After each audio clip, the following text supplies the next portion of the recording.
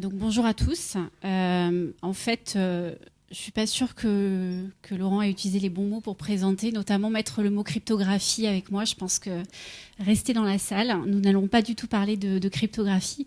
En fait, ce qui m'intéressait de venir parler aujourd'hui devant vous, c'est de partager une expérience qui, je pense que même pour les entrepreneurs, peut être intéressante. Je bosse pour un grand groupe, donc on n'est pas forcément dans la même catégorie, on n'a pas forcément les mêmes préoccupations, mais néanmoins on peut partager, je pense, des connaissances. Donc ça fait 15 ans que je bosse pour Gemalto. Je suis experte dans le métier qui est la standardisation. Donc j'ai évidemment grandi dans le monde de la sécurité, donc un peu parano, enfin avec un mode assez particulier de réflexion. Depuis 4 ans, je passe la plupart de mon temps à supporter les activités du World Wide Web Consortium, W3C. Je suis élue du board et je suis très contente d'y être parce que c'est super intéressant. J'ai suivi il n'y a pas longtemps une formation sur Search Inside Yourself et on m'a appris qu'en fait il fallait à la fois vendre son intelligence, son quotient intellectuel mais aussi son émotionnel. Donc je suis tout à fait équilibrée en termes d'intelligence émotionnelle et d'intelligence pure, on va dire. Je suis une Girls in Tech, je fais partie du Little French Tech 4317 depuis une semaine maintenant, je suis très contente d'y être et je fais aussi un peu de blog. Donc, une des choses dont je voulais parler aujourd'hui, c'est la partie standard. Alors, qu'est-ce que c'est que la standardisation ? La standardisation, c'est quelque chose que vous devriez rapprocher de votre veille technologique. Donc, vous êtes tous, ou plus ou moins, des entrepreneurs dans le monde du web, dans le monde du numérique. C'est important pour vous que vous ayez une veille qui soit correcte, que vous proposiez un service qui est pertinent. Donc, il vous faut faire de la veille technologique. Donc, tout le monde en parle. Hein. Oui, c'est important, c'est nécessaire, évidemment. Il faut lire, il faut essayer de trouver des nouvelles informations, essayer de se projeter dans l'avenir, etc. Il y a énormément d'informations, il y a énormément d'articles qui sont écrits sur la veille technologie. Et en fait, moi, ce que je vous propose, c'est d'essayer d'aborder ce même sujet par un biais peut-être un peu différent. C'est d'aller se renseigner auprès d'organismes qui parlent vraiment d'innovation, mais parce que c'est leur boulot, ils sont payés pour. Et c'est pas juste des journalistes, c'est des gens qui sont censés aller dans des forums et expliquer leur stratégie technologique à des collègues et les convaincre que c'est la bonne. Et ça s'appelle le standard. Donc, qu'est-ce que c'est ? Un standard, c'est un collectif d'experts. Ça tombe bien, vous l'êtes aussi. Donc, vous êtes capable peut-être de les comprendre. C'est des gens qui savent, qui partagent, qui sont payés pour ça. Et en fait, leur plan d'action, par exemple, mon plan d'action, c'est d'aller promouvoir la stratégie technologique de ma boîte et mon plan, ma vision, elle est pour dans 2-3 ans. Donc, si vous avez la possibilité de parler à ces gens-là, ou à des gens comme moi, enfin, si votre sujet, c'est pas la sécurité, ne venez pas me parler, mais si vous avez la possibilité de discuter avec ces gens-là, ils vont certainement vous enrichir, partager des choses avec vous. Et ça, je pense que c'est important. Un standard, c'est toujours sur un sujet assez précis. Donc, ça peut être un sujet technologique, mais très souvent, on y parle de cas d'usage, on y parle de marché. Il y a des compagnies qui viennent et qui posent leurs problèmes sur la table, un problème qu'elles n'auraient pas réussi à résoudre toutes seules, et elles disent les gars, j'ai vraiment un souci, qui m'aide ? Et puis il y a des gens qui viennent et qui disent voilà, moi j'ai une solution. Si vous pouvez être témoin de cet échange, ça vous permet aussi de vous enrichir vous-même et d'enrichir votre projet, de vous projeter dans ce que eux ont en tête pour dans les 2 ou 3 prochaines années. Donc évidemment, on y fait aussi de la spécification technique, je pense que vous êtes familier avec ça. On y teste des implémentations, donc des produits. Et donc après, le standard, c'est aussi un jeu de pouvoir. Hein. Donc c'est vrai que moi, quand je regarde Game of Thrones ou quand je regarde House of Cards, je me dis putain, mais c'est un peu ma vie finalement. Pourquoi ? Parce qu'il y a des règles de gouvernance qu'on suit un peu moins, qu'on suit à la lettre. Donc voilà, c'est assez intéressant.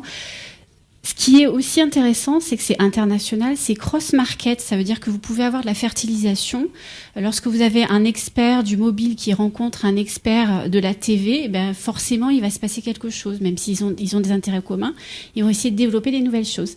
Et ça, je pense que c'est aussi intéressant pour vous d'être témoin de ces conversations. Je ne vous parlerai pas du standard de la banque. Je ne vous parlerai pas de tout ce qu'on fait dans le télécom. Je ne vous parlerai pas non plus de tous les standards de la sécurité numérique, des algorithmes de cryptographie, etc. Mais il faut que vous sachiez qu'en fait, tout ça, c'est du boulot. Tout ça, c'est le boulot des standards. Et ce qui fait que, par exemple, votre carte SIM, elle peut s'insérer dans n'importe quel mobile. C'est aussi ça le standard. Donc, ça porte aussi bien sur des aspects physiques que sur des aspects logiciels. Donc, il y a forcément votre domaine qui est représenté par un standard quelque part. Alors, quand j'ai dit à un copain que je venais présenter à l'E1 un truc sur les standards, moi je dis toujours un truc, j'essaye de ne pas être trop précise, sinon c'est... Il m'a dit, mais franchement, ça intéresse personne, quoi. C'est un problème de riches, les standards. Mais en fait, je pense pas. Parce que justement, les participants aux standards, c'est peut-être des riches, mais c'est les riches qui imposent l'économie de demain. Donc c'est bien que vous puissiez les regarder et les écouter.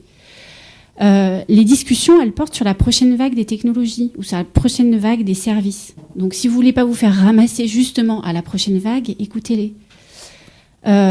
Les spécifications qui sont en cours, c'est la norme de demain. C'est-à-dire quand on est en train de discuter le bout de gras sur le paragraphe, de dire oui, mais alors donc, toi, ton format, tu vas mettre 2 octets, 3 octets, machin. C'est la norme de demain. Ok, donc vous pouvez dire, ok, j'ai le temps, je vois ce qui se passe, j'ai un petit peu de temps. Par contre, dès que ça parle d'implémentation et de test, parce que dans les standards, on fait aussi du test, ça veut dire qu'il y a déjà des produits sur le marché et que si vous avez votre concurrent là, vous risquez de vous faire un peu de soucis. Donc je pense que c'est intéressant et important de s'y pencher. Évidemment, je ne peux pas m'empêcher de vous parler du web et de la sécurité, qui sont mes 2 sujets favoris. C'est juste pour vous faire un cas d'usage, en fait.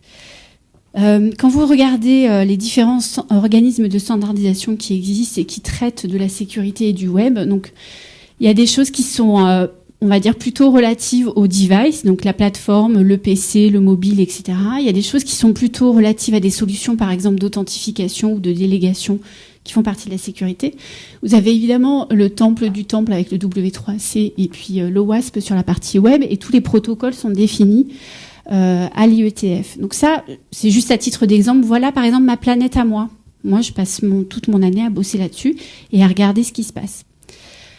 En fait, si on regarde un peu à ce que tous ces organismes-là définissent en termes de sécurité sur le web, en fait, la sécurité du web, c'est quoi? C'est la Same Origin Policy, donc s'assurer que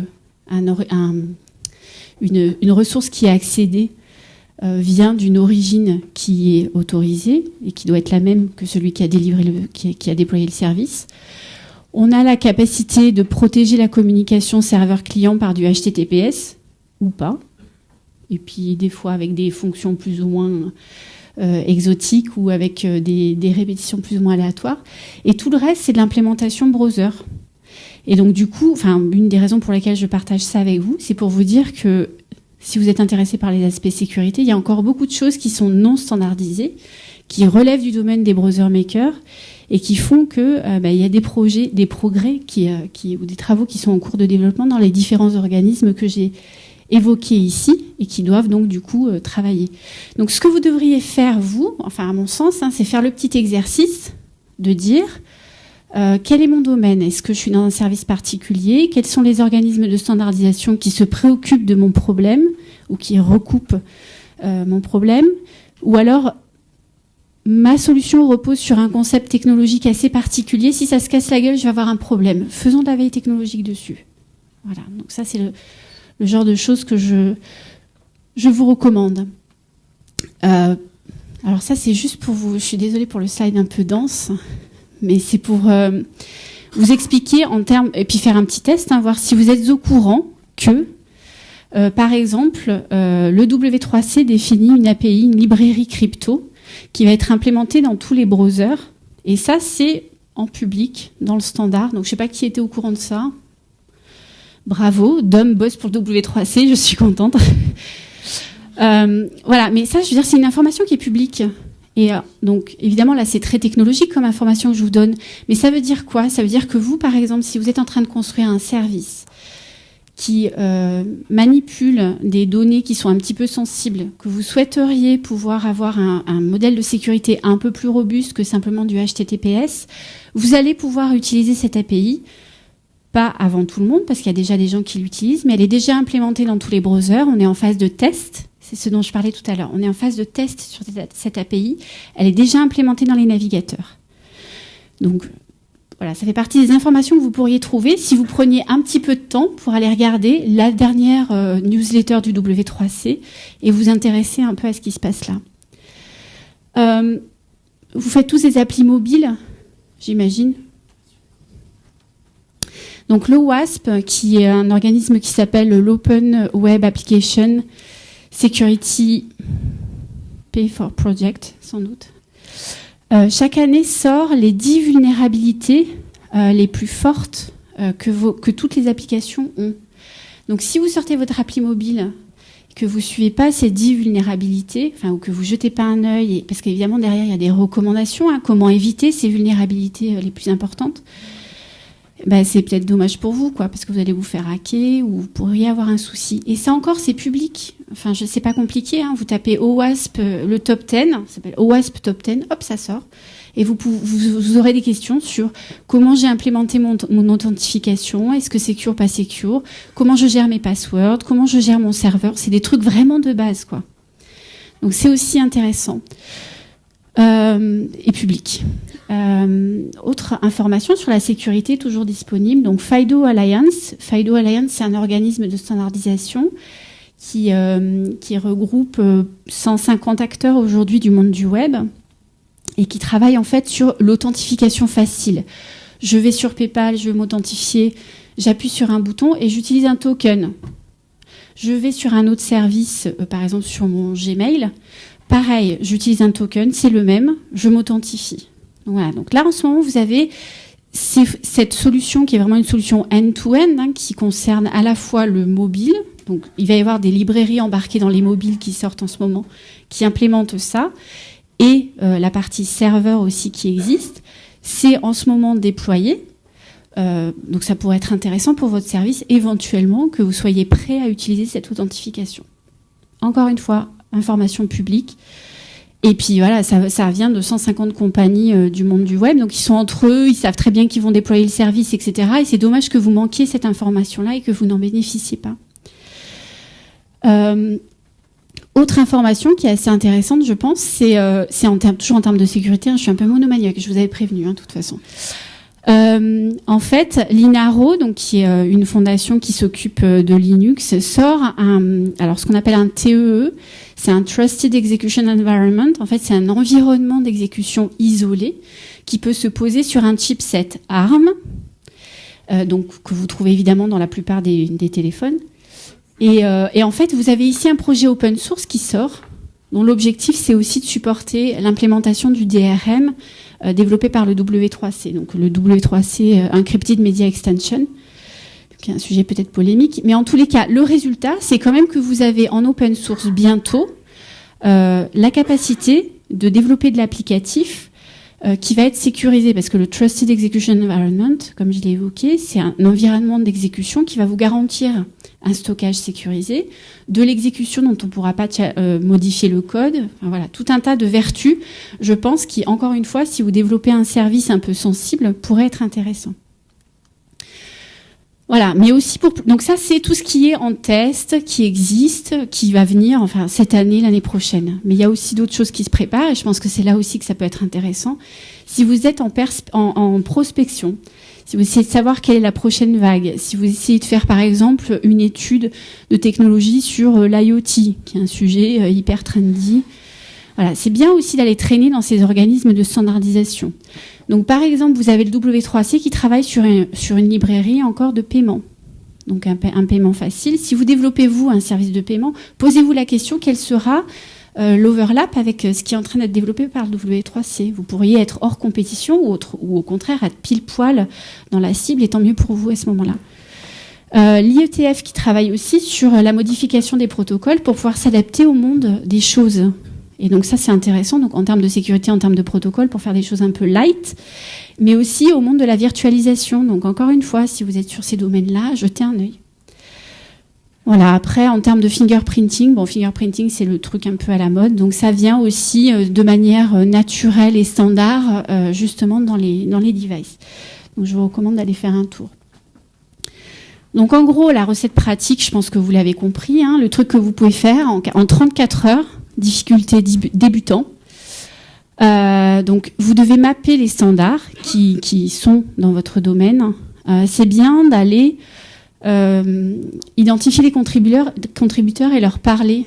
Enfin, moi, je rencontre que des gens dans les standards, dont c'est le boulot, qui ont tous une identité publique, qui sont tous joignables par Twitter ou qui sont tous ouverts au dialogue, en fait.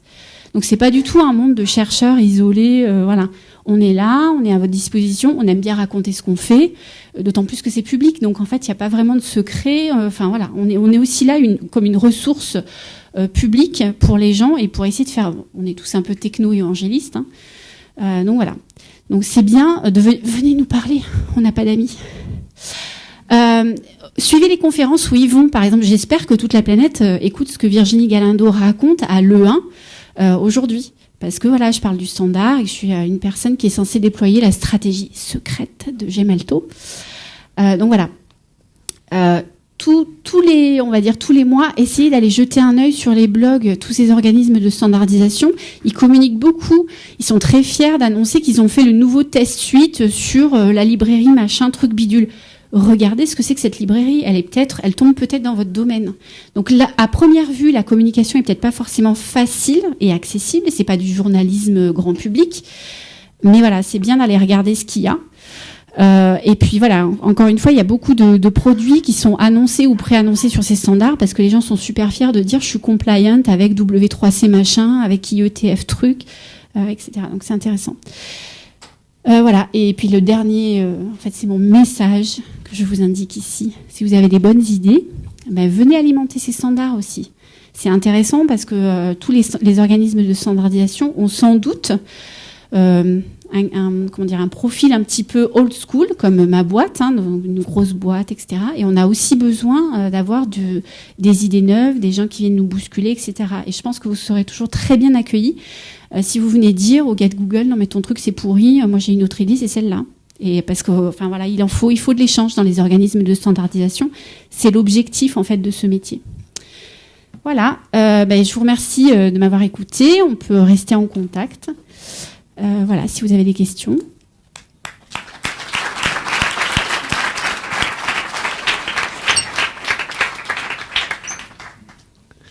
Merci beaucoup Virginie. Est-ce qu'il y a des questions dans la salle ?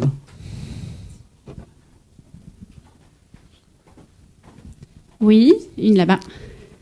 Où ça ?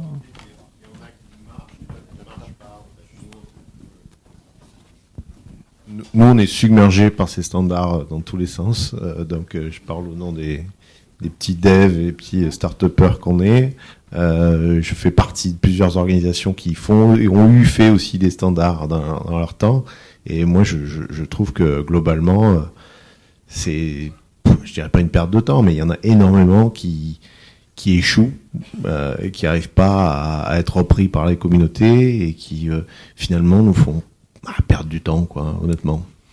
Donc je pense que une des choses qui est intéressante à faire, c'est de faire du profiling en fait de standards. C'est-à-dire que si, c'est vrai que j'ai pas parlé de la gouvernance, mais c'est assez important. Si c'est 3 gars qui ont des intérêts uniquement communs, qui travaillent seuls et que en termes de contribution, tu as 10 personnes, effectivement, c'est un standard qui va peut-être pas décoller à mort. On est d'accord. Par contre, si tu es dans des organismes où tu as plusieurs acteurs de la chaîne de valeur qui sont représentés, ça veut dire que les mecs, ils vont être obligés de sortir leur copie parce qu'ils ont tous un intérêt commun. Et là, ça risque d'aboutir à quelque chose. Non, mais ça aboutit, mais j'ai l'impression que le seul objectif, c'était de produire le standard. C'est après qu'il y a un problème. C'est pour ça que je parle de regarder les tests. C'est-à-dire, lorsqu'il y a des produits qui sont annoncés. À partir du moment où tu as des tests suite, ça veut dire qu'il y a quelqu'un qui a décidé de sortir un produit et qui est prêt à mettre de la ressource, c'est comme ça que ça fonctionne, hein, qui est prêt à mettre de la ressource pour qu'il y ait ce test suite qui sort et que son produit soit labellisé. Donc si tu n'as pas de test, effectivement, c'est pourri. Si tu as du test, il y a des chances qu'il y ait du produit qui sorte derrière.